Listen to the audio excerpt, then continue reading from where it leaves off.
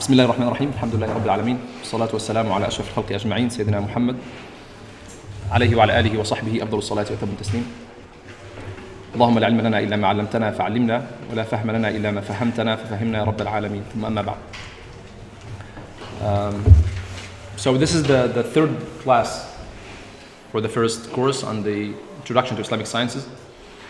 The first lecture was about, or the first actually slides were about introduction to knowledge, how to define knowledge and how to apply it, and how to apply the different theories the Muslim traditional scholars had on this concept of knowledge. And we were supposed to finish it over one lecture. And as you know, we took over 2 lectures, but usually introductory principles take more time than usual.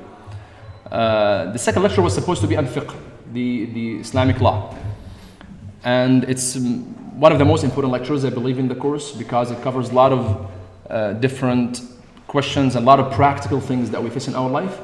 And it, inshallah, hopefully, is going to answer a lot of questions that we have on the legal theory in Islam and the way we derive and understand the different rulings of this religion and the confusion that people get all the time about the ahkam, the different sources of information about the ahkam, that something to be halal, something to be haram, or whatever. Introduction to Islamic fiqh or Islamic law is different than introduction to usul al-fiqh. And those are 2 different things that we need to differentiate between. There is ilm al-fiqh wa ilm usul al-fiqh. There is the science of fiqh, the Islamic legislation, the Islamic law, and there is the legal theory of Islam, which is usul al-fiqh, the principles of Islamic jurisprudence. So, usul al-fiqh, we're going to talk about it in the future. Fiqh is the practical rulings that we have already. So, the ahkam that we deal with. When you say something is halal, something is haram, something is wajib, makruh, mustahab, sunnah, all these different terminologies we use, this is something related to ilm al-fiqh. The definitions of these things, the way you derive these things, come from the science of usul al-fiqh. So the theory is in usul al-fiqh and the applications is in al-fiqh, right? So the definition of something to be obligatory, the definition of obligation, something is wajib, the definition of obligation is in usul al-fiqh, the principles of fiqh. As-salatu wajiba, prayer is obligatory. This statement is fiqh. So this is just a general differentiation between fiqh and usul al-fiqh. Ilm al-fiqh, the science of fiqh, is one of the most important sciences that we need in our life. And when we talk about seeking knowledge, we've been talking about seeking knowledge and the importance and the significance of seeking knowledge for a long time, right? But in Islamic tradition, we have different ranks for sciences. And we have this theory that there is a science that is better than another science. There is a ilm that is in a higher rank than the other ilm in terms of the fadl, in terms of the reward and the thawab you get out of seeking this knowledge and out of studying this knowledge. Imam al-Shafi'i, rahimahullah, he said a very powerful statement. He said, لَيْسَ بَعْدَ أَدَاءِ الْفَرَائِضِ شَيْءٌ أَفْضَلَ مِنْ طَلَبِ الْعِلْمِ. He said, there is nothing after fulfilling your obligations better than seeking knowledge. If you fulfill the main obligations of your religion, then the second thing you do is to seek knowledge. That's the best thing you do in your life. This is how much Imam al-Shafi'i highlighted the importance of seeking knowledge. One of the scholars of fiqh as well, he was a big scholar and a big teacher. He said, I had a lot of problems with tahara. You know, some people get obsessed with the concept of the physical purification, right? They doubt themselves all the time, basically. And this is one of the spiritual diseases that some Muslims get. That he doubts his wudu all the time.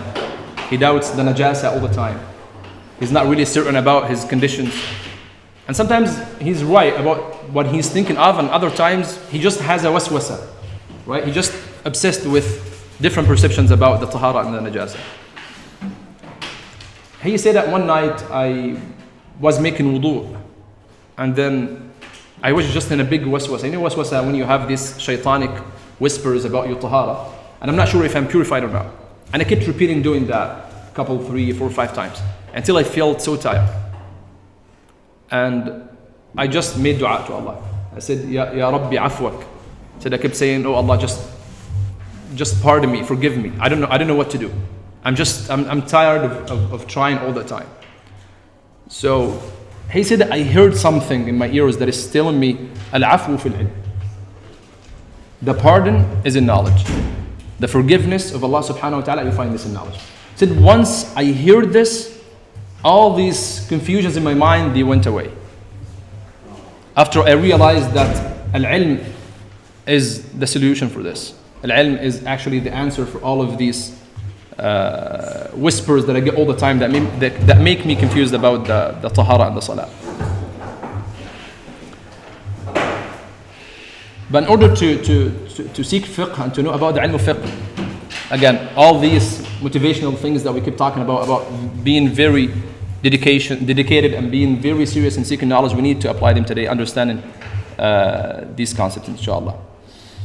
So the points we're going to talk about in this lecture, number one, we talked about the principle of al-mabadi' al-ashara, right? The 10 principles of ilm al-fiqh, or the science of the fiqh.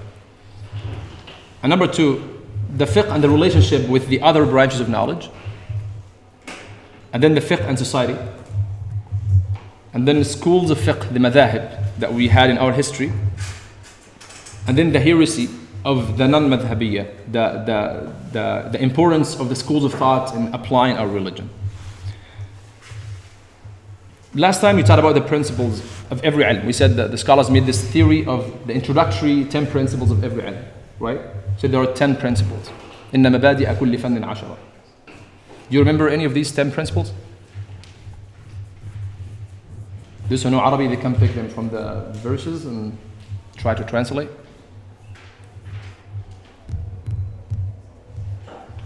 The 10 principles. Okay. Say just one. Subject matter is one of them. So before you study anything, you need to know these 10 things about the science that you want to study, right?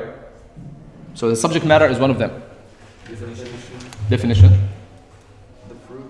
The fruit. Ruling. So what do we mean by ruling?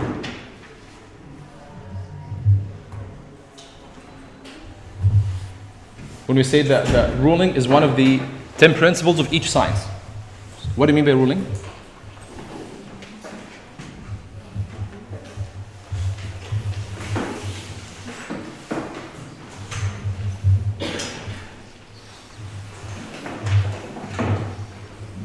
Okay, so we'll take them in order. So the definition is number one. So before you study any science, you need to define it first. And then the subject matter, right? Then the fruit, the merit, the relations. If you remember the knowledge map that we explained before, the founder of the science, the name, the sources, the ruling, and then the topics that this ilm is addressing. Right?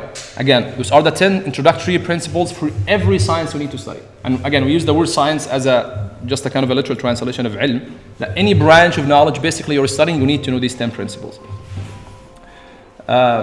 So when we are going with these 10 principles, trying to define them all, we're going to have some discussions. Okay? So try to engage as much as you can, because we need some serious discussions and questions about these things. And scholars used to say a good question is half of knowledge. Right? حسن السؤال نصف العلم. If you have a good question, you're halfway through obtaining the true meaning of knowledge. Some of them actually said al-istishkal ilm. And you have a real question. Istishkal means that you have a kind of a problematic question about the issue. But it's a constructive and positive one. When I say something and you want to disagree with me, and you have a very important and significant constructive criticism for what I'm saying, we call it istishkal. So there is a problem about what you're saying. So these said that al-istishkal ilm, your ability of raising that question is actually ilm by itself. Why? Because it's constructive, it is so important, it builds on what I'm saying, and it builds on your concept about what I'm saying too. That's why that's a very important thing that we need to have all the time. Al-istishkal ilm, a good question, even if you're disagreeing with someone, even if you're trying to criticize something, that's ilm by itself. And again, we're going to talk about fiqh, which is so important. It's something that we engage and we deal with every day. Sayyidina Umar ibn al-Khattab radiallahu anh, when he was the caliph, he used to walk in the markets and would actually warn people, sometimes in a kind of a harsh way. And he would tell them, لا يبع في سوقنا إلا من يفقه. Nobody is allowed to sell something in this market except the one who has fiqh. He was that much strict. And he was using his kind of political and social authority to enforce that on people in the market. He said, you have to be knowledgeable in fiqh to do this. He said, وَإِلَّا أَكَلَ الرِّبَا شَاءَ أَمْ أَبَى. He said, if he doesn't know fiqh, he's going to fall in riba. He's going to fall in the haram interest. Because he doesn't have enough knowledge that will enable him to work in our market.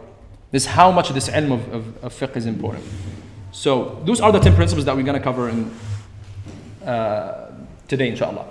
So the word fiqh, the definition of this word. And again, everything we define in tradition, we define in two different definitions. We define the linguistic definition and then the technical definition. Linguistic means how this word is defined in the dictionary. It's as simple as this. When you say faqiha in English language, or in Arabic language, what does that mean? When you say law in English language, what does that mean? So what does that mean linguistically in the dictionary of the language that you're speaking with? So al-fiqh in the Arabic language, it means al-fahm. Al-fiqh al-fahm, understanding. And some scholars said, no, it's not merely understanding something, it's the deep understanding of something. They said there is a difference between fahima wa faqiha. Fahima, I understand something. Faqiha, I deeply understood something. So these said there are levels of understanding things. One incident happened during the time of the Prophet ﷺ. One man was injured in his head, and he had to take an obligatory shower to be able to pray.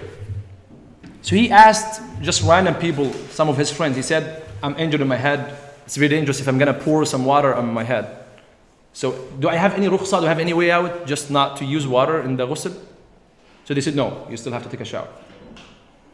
And he did, and he died because of this. So people came and told the Prophet ﷺ about this. And he got so mad at this.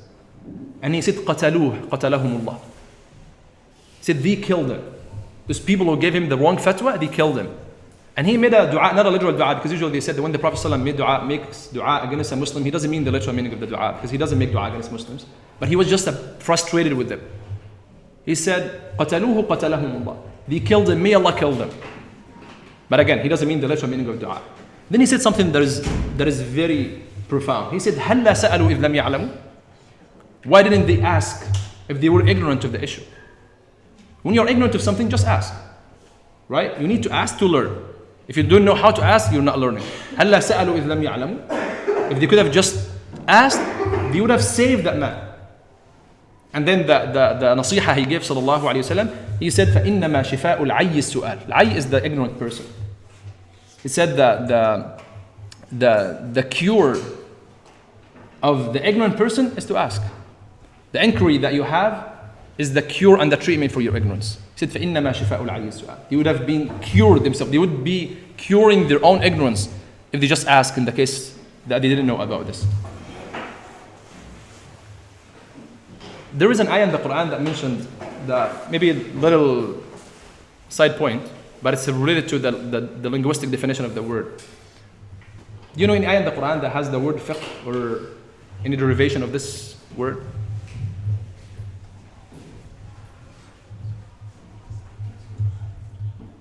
Yeah. قالوا يا شعيب ما نفقه كثيرا مما تقول. The people of Shu'aib, alayhi salam, one of the prophets, they will tell him, we're not able to understand what you're saying. So they use the word fiqh as the meaning of understanding. Any other example?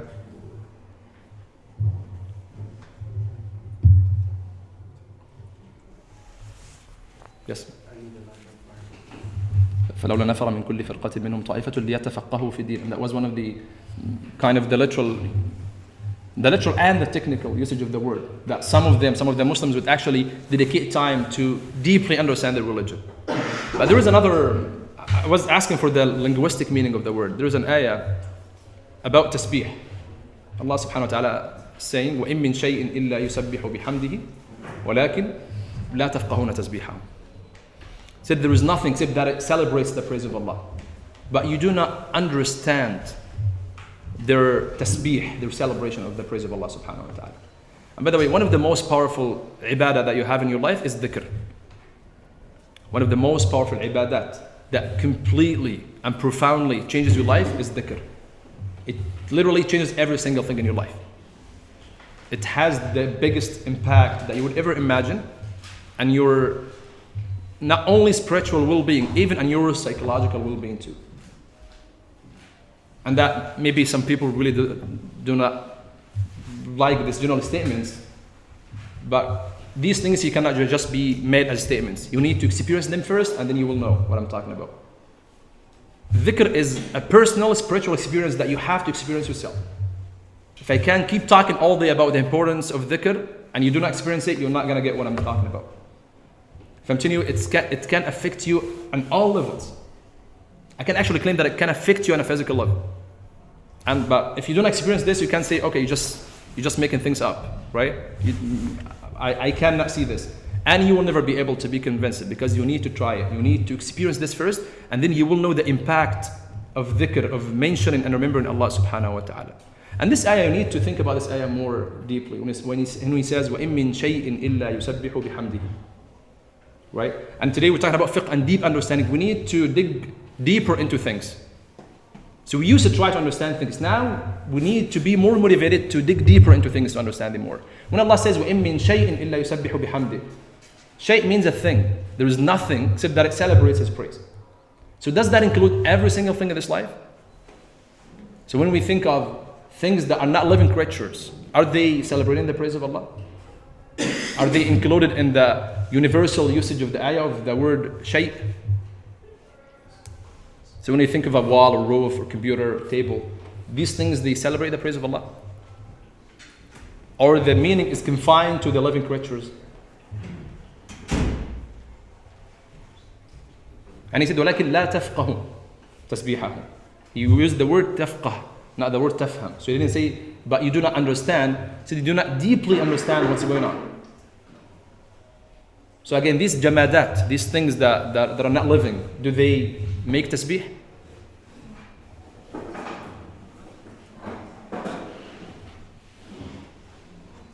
Any thoughts? I would say yes. Yes? Because they are derivations of the elements of, because they have been driven or taken out of elements of whatever you call it, mountains. Okay, so the natural element of the table, for example, is something that is living, and this thing is mixed in tasbih. Okay.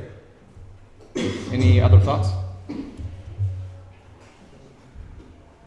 Okay, when we talk, okay, if we want to confine the meaning to only be about the living creatures, see, all the living creatures, any ka'in hay, anything that just has a soul, it makes tasbih.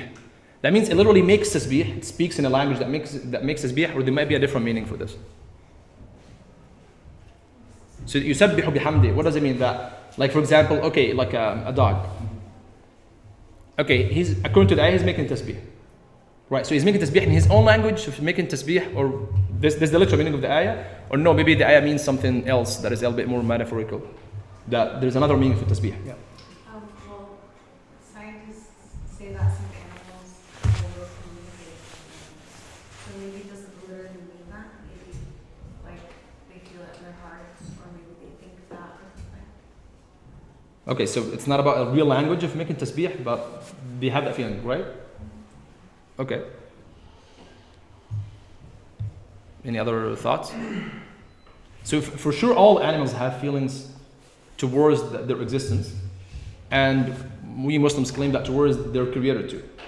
But the ayah is talking about the actual tasbih, and there are two main different meanings of the ayah. So some people said, yeah, the ayah means all living creatures make tasbih in a language that we're not necessarily knowledgeable about. Others said no, the meaning of yusabbihu bihamdihi is that every single thing Allah subhanahu wa ta'ala created is a science, is a sign for the existence of its creator. Yusabbihu bihamdi, by its existence. The fact that this thing exists, it's a sign that Allah subhanahu wa ta'ala exists. Right? The fact this whole universe exists is a sign that Allah subhanahu wa ta'ala exists. This is one of the ways that we prove God. Is that the creation of this universe is one of the signs that Allah subhanahu wa ta'ala exists. So يسبح بحمده بالدلالة على موجده. That these things are signs that Allah subhanahu wa ta'ala exists. So these are the two main meanings of the ayah, is that whether they literally make tasbih or they are signs for the existence of Allah subhanahu wa ta'ala. Then there is the other khilaf, that does the ayah include every single thing or only the living creatures or not? And then that would actually make you think of the word a thing. thing, this word in language. Shay'. What does it mean? How do you define a thing? What is the meaning of shay'?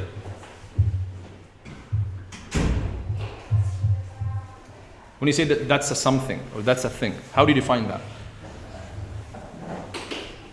Now, I don't mean a lexical definition, by the way. I mean a technical definition. For those who are going to use Google for this. So, don't use Google Translate. Yes? Maybe something that has a mass. Something that has a mass. Okay.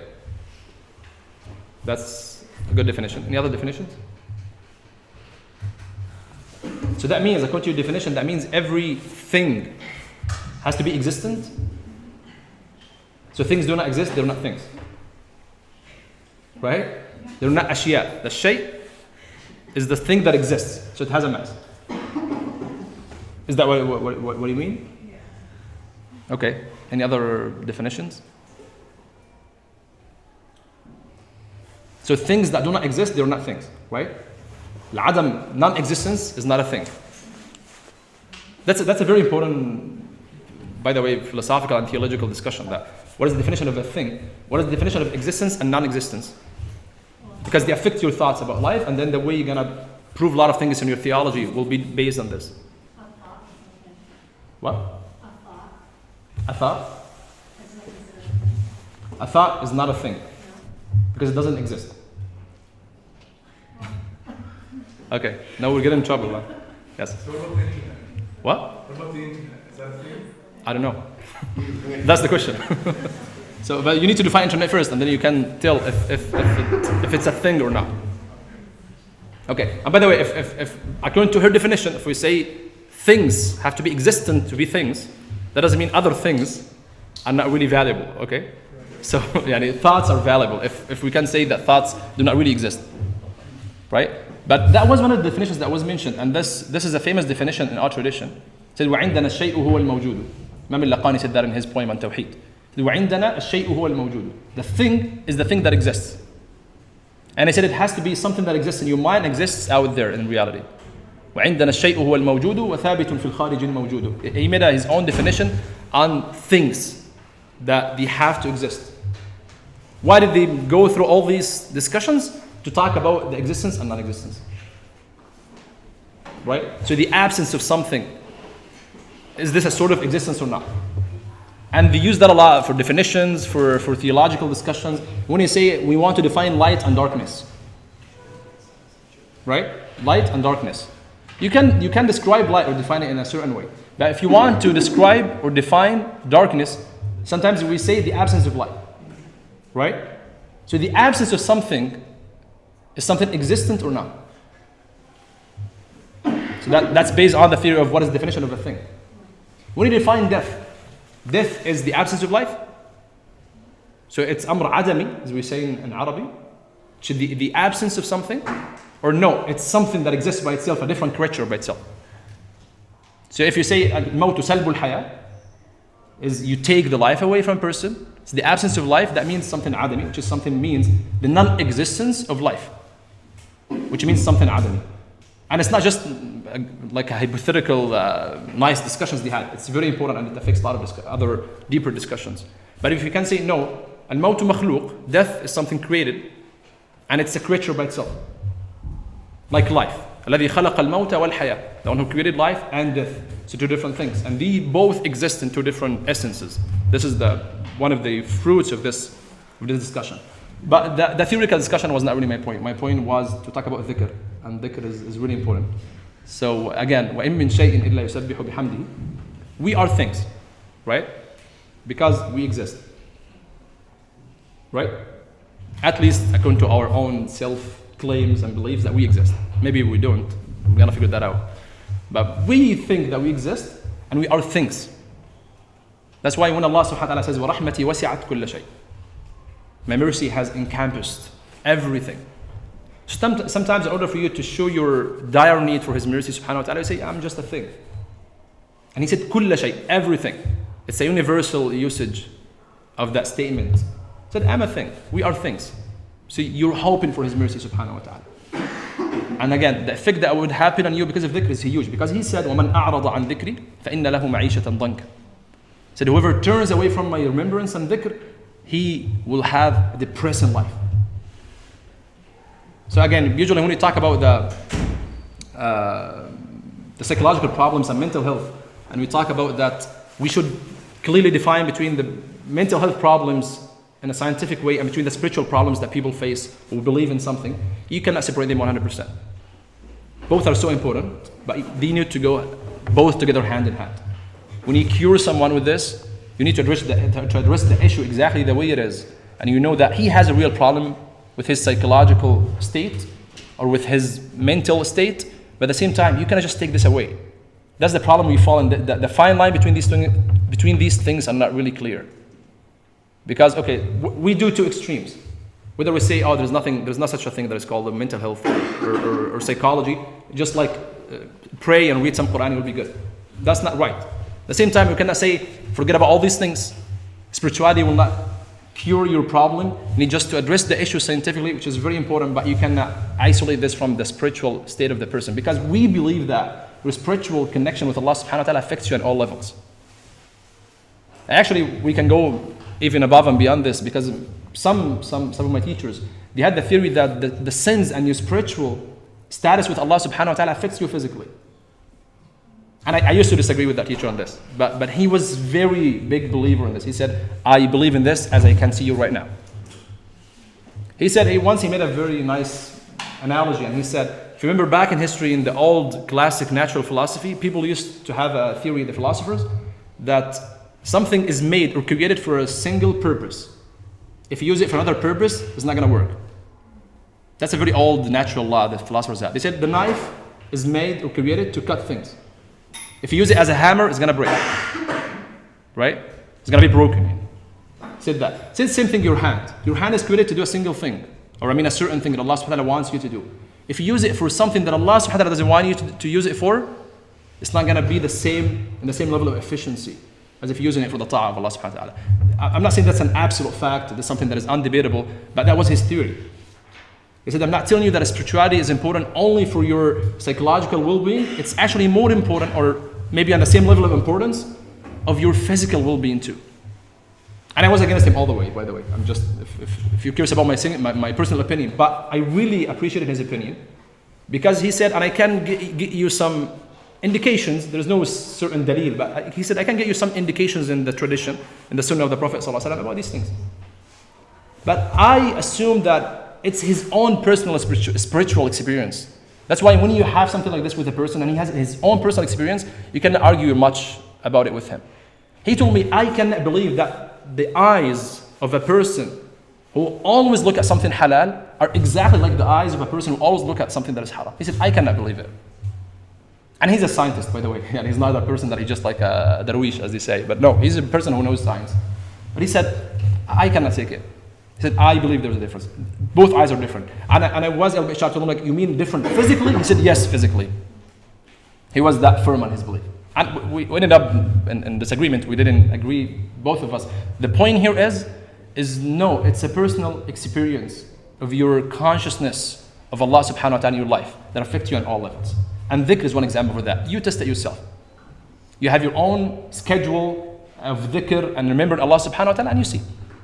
You see all the different levels of impact that Allah subhanahu wa ta'ala will show you in your life.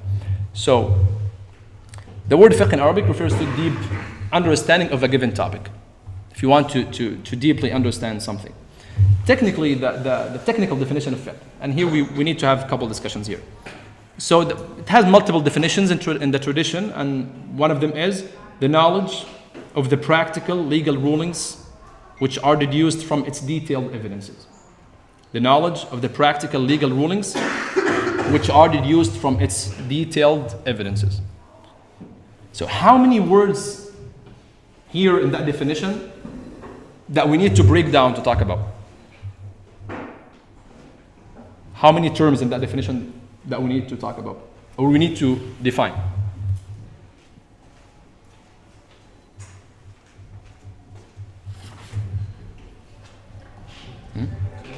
Two? Where are they? Practical legal rulings and legal rulings?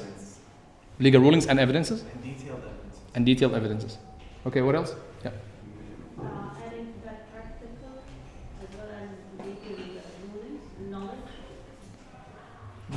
How many things you counted? 4. 4. Can you count them again? Pardon me? Can you count them again, please? Knowledge, Okay. legal rulings, Mm-hmm. evidence. Evidences. Yeah. The fifth one, deduced. Deduced. Okay. 5 things. Okay. More? Or just 5? Yep. 7. The what? 7. 7? Okay, what are they? Knowledge, Knowledge, practical, legal, rulings, deduced, detailed evidences. detailed evidences. Okay, do you agree with this? Do you agree with this? Okay. I agree. But we can just make the last one and like last 2 we can make them 1. Detailed evidences. Right? Because we don't need to define detailed, but we need to define the detailed evidences. Just like as if it's 1 word. So yeah, those are the 6 things that we need to talk about in the definition. So knowledge, ruling, and then shar'i ruling, and then practical shar'i ruling, deduced, and evidence. Right? Last time we defined knowledge. Talk about the knowledge, the definition of knowledge, then the levels of perceptions that we have. We said the certain realization that is identical with reality and is based on solid evidence. Right? So I think we've spent enough time on this definition. Remember the breakdown of the definition of knowledge, we talked about it last time too. And we said when you realize thing, whether it's any piece of information, whether it's realized or not realized, then if you realize it, whether it's certain or uncertain, and then when it's uncertain, you have different levels of perception. That starts from the supposition with multiple levels of supposition, doubt, illusion, claim, and they go like in that order in terms of the weakness of each one of them. And then when you're certain about an information, whether it's identical to reality or not identical to reality. So if it's identical to reality, that means that you have an evidence for them or you do not have an evidence for them. It's not about the ilm, the knowledge of the muqallid. If you follow someone else in his belief, right?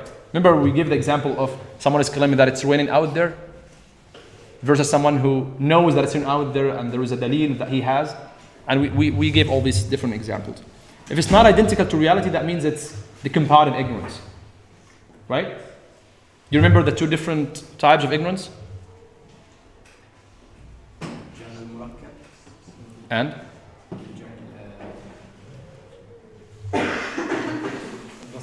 Al-Basit. So, does anybody know the difference between both?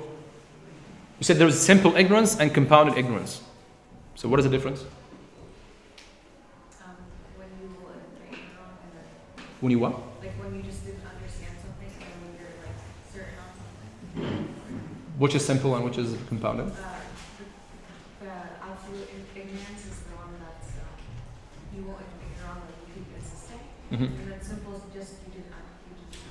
Exactly. So simple is that the mere not knowing of something is a simple ignorance. But when you're ignorant of something and you're ignorant that you're ignorant of that thing, that's a compounded ignorance. That's the difference between both. Okay, so we defined knowledge last time and we defined ruling last time. Right? Al-hukm. Said affirming the relationship between 2 things or negating them. إثبات أمر لأمر أو نفيه عنه. And remember we had the 3 different categories of ahkam. So these things we're just reviewing them again because we're going to base a lot of ahkam on them. The legal ruling, the customary ruling, and the rational ruling. Can we get an example for a rational ruling? By the way, we said last week that we're going to have a quiz in a couple of days. So you guys need to be ready. Okay? Yes? 1 plus 1 equals 2. What? 1 plus 1 equals 2. 1 plus 1 equals 2. That's a rational ruling. Rational. Fire burns. Fire burns. That's not rational. That's customary. Fire burns is rational or customary? It could be both.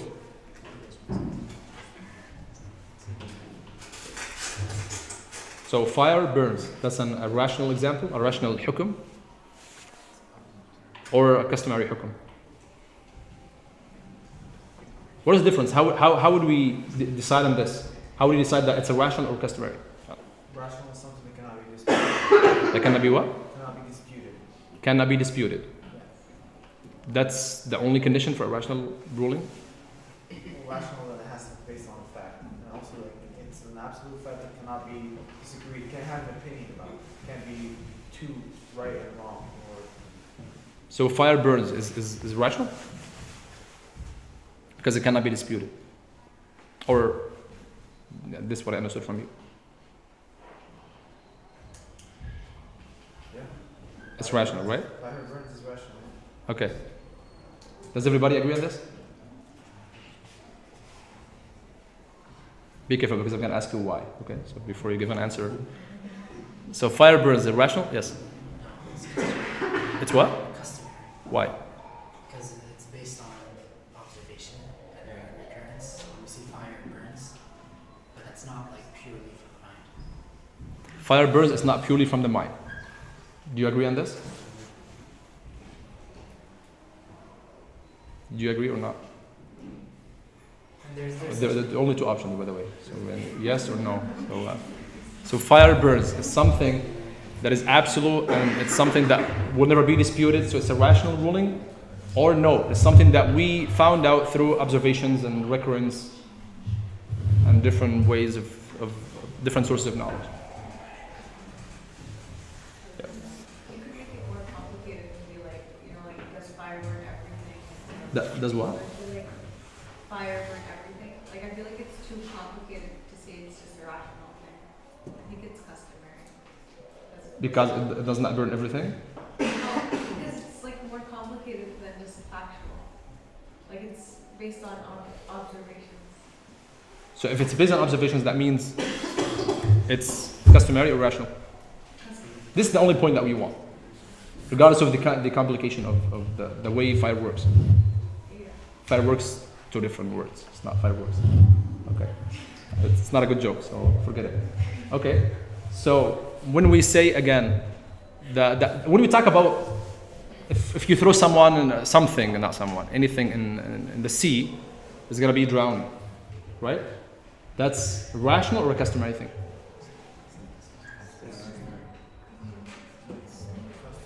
Okay, can you get another example for a rational ruling other than 1 + 1 = 2? My son comes up From where? من الشرق? Okay, sun rises from the east, right? That's a rational حكم? It's customary. Why? Because it could, at the end of time, so rise from west. Because it might rise from the west. Okay, so it's not rational. So any other example of rational We ruling? got it through observations. So it's customary. A lot of logical arguments are rational. If A then B, if B then C, then if A, C. Motives, opponents, those kind of things. Logical arguments. You disagree? I don't agree that 1 + 1 is rational in the first place. Okay, here we go. So 1 + 1 = 2. So someone wants to distract our first example. No, it's based on the definition of 1 and 1 mathematically. There's some states that 4 doesn't exist. But he didn't mean the mathematical equation. He means like one thing equals one thing. There are two things. This is not rational. No, I'm really asking. Are you? Yes. Okay. So okay. For the A and B thing, like there isn't like a logical reason why the alphabet has to be in any order. So Sorry, say that again. there isn't a logical reason for why the alphabet has to be in an order. So like no, I don't think it's rational. Yeah, but he was not talking about the alphabetical order. You didn't talk. No. He was giving a logical example for something. Are you looking for a rational example? What? Are you looking for an example of a rational? For yes. I don't know. Do you want something like this day to day, or do you want like Anything. Any rational ruling. say like believing in Allah subhanahu wa ta'ala is rational? So when you say Allah, God exists, that's a rational ruling. Yes. Because it's based on the Islamic cause. Mm. Looking at cause and effect, you don't do observation. You just think about it. The logical reasoning that would lead to this. Yeah. Yeah. Is she saying that believing in God is rational? Yes, I like. No, not believing God. God exists. This statement. Okay, but yes, existence of God. It's not rational. What? Why? Because, again, anything that's rational, it can be, like, in order for it to be rational, like, again, I'm not saying. Cannot be disputed. No, I understand. Don't worry. Okay, I'm not trying to. We're not gonna judge you. Yeah, okay. But when you want to base something on a rational idea, it has to be something that has a logical reasoning. So you could bring someone that's an atheist, and you can have a logical reasoning why Allah doesn't exist. So it's the same thing like last time when I said killing is bad. Again, the opinion was wrong because it can be seen from two perspectives. Killing someone that's bad or just not. Okay, but the point of dispute is not really a big condition, because anything can be disputed. We just disputed 1 + 1 = 2. So anything can be disputed, right? I mean, as you said, an atheist can dispute about the existence of God. That doesn't necessarily mean that this statement of God exists is not rational. Oh no, yes, I understand that. Yeah, because there's something that would actually judge between both arguments. Yeah. Yes.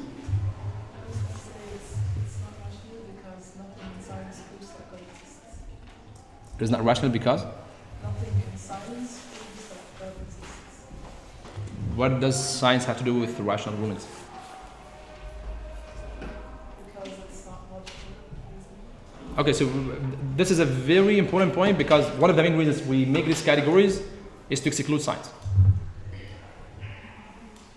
We're excluding 99% of science from the rational rulings to the customary rulings because of this confusion.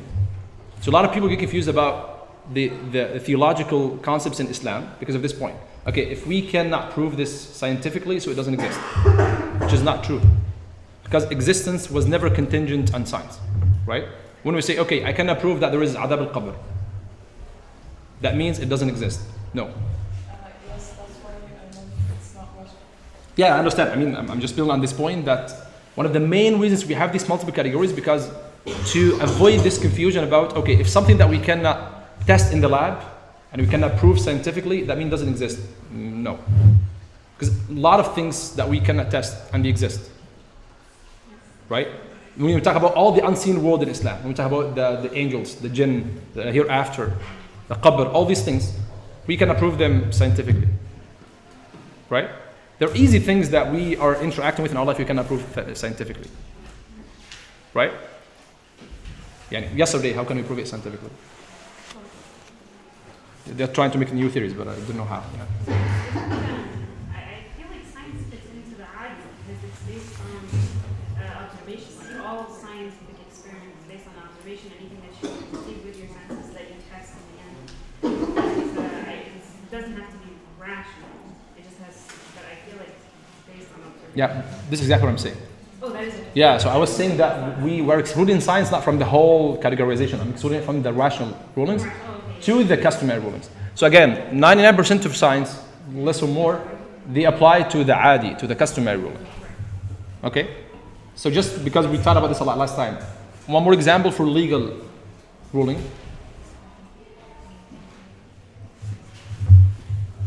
Like from an Islamic perspective, like you can wear hijab or do not drink, do not eat pork. Exactly. All these ahkam that we have in fiqh about the legal rulings. So simply today we are defining fiqh, right? So which area of these three areas the fiqh deals with? The what? The shari, yeah, right, the legal one. So the fiqh doesn't deal with the rational rulings. That doesn't mean that fiqh is not rational. I'm not talking about the adjective of the word rational. I'm talking about the rational rulings. The rational rulings, fiqh is not proving rational rulings. Fiqh is not proving customary rulings. And it's not even based on these two things. But fiqh proves and based on legal rulings. Okay, the legality of this set of rulings that we have is based on a rational evidence, by the way.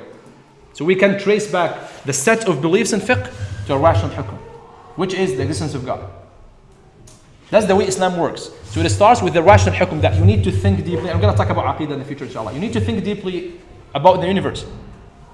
And then we claim that you should come to a conclusion that God exists. When you understand that, you would give him the full submission about everything. You submit everything to God. So part of his submission is that he can legislate whatever he wants. And part of this is that he can send you a messenger. Right? then if he sent you a messenger, you need a sign and an evidence for this. So this messenger will bring you an evidence, which is the miracle. And when he shows you that miracle and you are convinced with, now you have to follow this prophet in every single thing. Right? That's the way logic works. So when you believe in that, to be a prophet, said, I'm a prophet. Okay, what's your evidence? I have this evidence. Test it. You test it out. You find out that that's something extraordinary that people cannot bring. So I need to follow him. Then this prophet will tell you, pray 5 times a day. That this statement, if you single it out, it's not rational. Right? Because why 5 times? Why 2, 4, 4, 3, 4, number of rak'ahs? Why? Why do I have to go make hajj and make tawaf 7 times and sa'i 7 times and stuff? Why?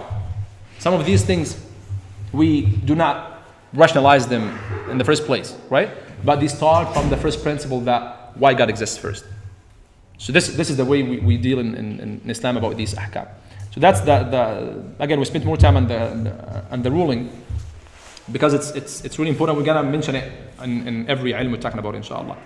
So he said the Shar'i rulings and the rulings that are deduced from the Quran and the Sunnah, the primary sources of Islam.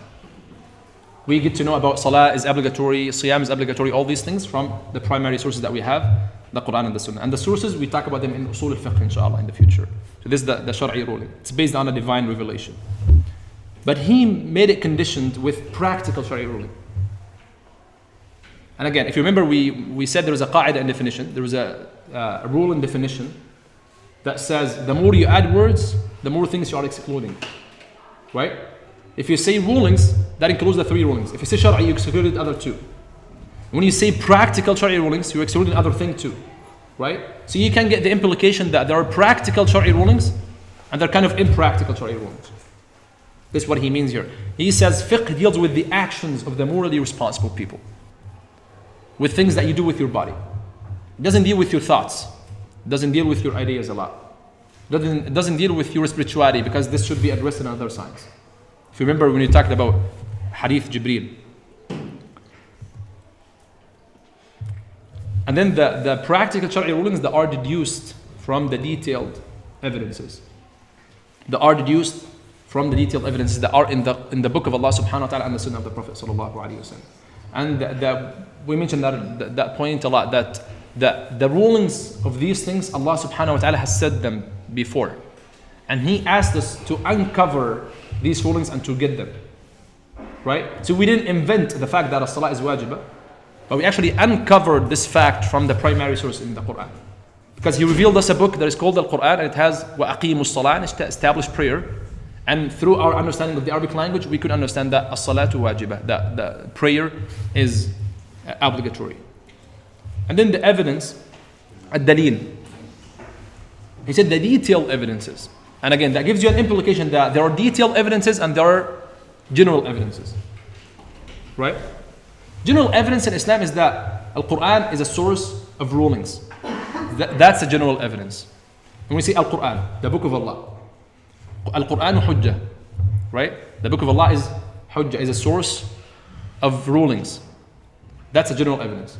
When we say وَأَقِيمُوا الصَّلَاةِ as a certain verse, that's a detailed evidence. Why? Because it's talking about a very detailed ruling or hukum. You get the difference? The difference between Al-Quran as a word and the difference between وَأَقِيمُوا الصَّلَاةِ. Between the Quran in whole and between, I have one verse in the Quran that states something. That's the meaning of an evidence. And then evidence has a logical definition that says what leads by proper investigation to a falsifiable hypothesis. That's a very technical definition of a dalil. What does it mean, a dalil? When you say you need a dalil for dalil. ما يتوصل بصحيح النظر فيه إلى مطلوب خبري. What leads by proper investigation to a falsifiable hypothesis. That's the technical definition of a dalil. So the Shar'i rulings, when we say they're practical, that means we have practical Shar'i rulings, we have theoretical Shar'i rulings, we have moral Shar'i rulings. So you remember Hadith Jibreel? How many questions Sayyidina Jibreel asked the Prophet ﷺ? 3 questions. The 4th was about the last hour, the signs of the Yawm al-Qiyamah, right? 3 questions were about Al-Islam, Wal-Iman, Wal-Ihsan. All these 3 aspects are Shar'i, right? But some of them are practical ahkam, some of them are your thoughts, and some of them are your spirituality, right? Which were translated or transformed actually in the 3 fundamental sciences in Islam. Right? Ulum al-Maqasid. What are Ulum al-Maqasid? The same one on the slide, by the way. علوم المقاصد that were based on الإسلام والإيمان والإحسان. تزكية والعقيدة. Fiqh والتزكية والعقيدة. When we say those are the fundamental sciences. Fundamental sciences mean that all other branches of knowledge and sciences, these serve these three علوم. Those are our main target. That you need to know the fiqh, you need to know the aqidah, and you need to know the tazkiyah. That's the breakdown of hadith Jibreel. So when we talk about fiqh, it's going to talk about the rulings of actions, right? So all actions, every single action you do in your life, it has a hukm. Every single thing. So all actions have hukm in Islam. There's nothing, we don't have that theory that says this thing has no hukm. There's no such a thing. Every single practical action has a hukm in Islam. And it has to fall under one of the 5 categories that we have. What are the 5 ahkam that we have in Islam? The 5 descriptions we give to actions to say this thing is 1 or 2, 3, 4 or 5. So you say wajib, obligatory. And then? Mustahab, recommended. Mubah, permissible. Makruh, like discouraged, reprehensible. And the haram, the forbidden.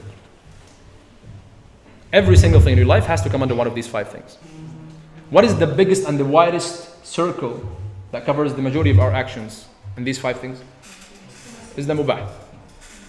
The permissibility circle on all the actions that we have is, the widest one is the mubah circle. Is the permissible one. Because we say, al-aslu fil ashya'i al-ibaha. The default ruling of things is permissibility. Everything is permissible unless it's stated otherwise. And everything here is not, by the way, a universal statement. It's a particular, because not every single thing. Say al-aslu fil ashya'i al-ibaha. But ashya here is not that universe, not the universal use of the word ashya. Because they say al-aslu fil dima'i al-hurma. When it comes to bloodshed, the default hukm is haram. Right? Al-aslu fil a'rad al-hurma. When it comes to the fame and honor of people, default hukm is haram. So when you say al-aslu fil ashya al-ibaha, it's in general, but it's not an over everything. Al-aslu fil ibadah al-tawqif.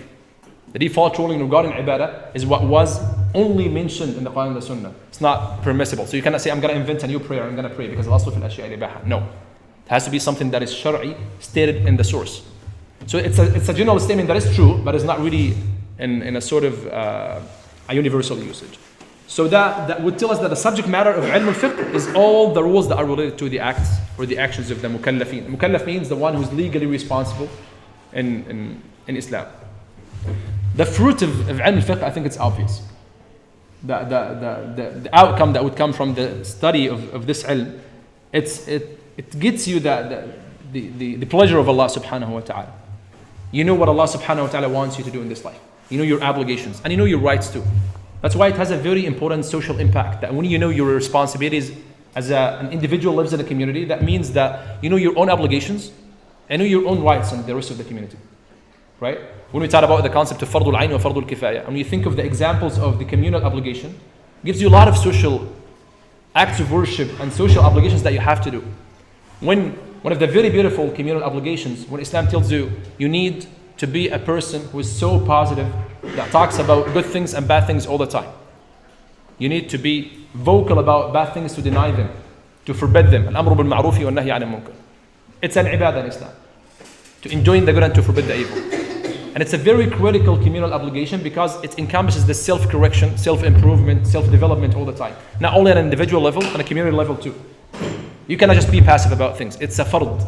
There are conditions to go through for al-amru bil-ma'ruf wal-nahy 'anil munkar to be fard.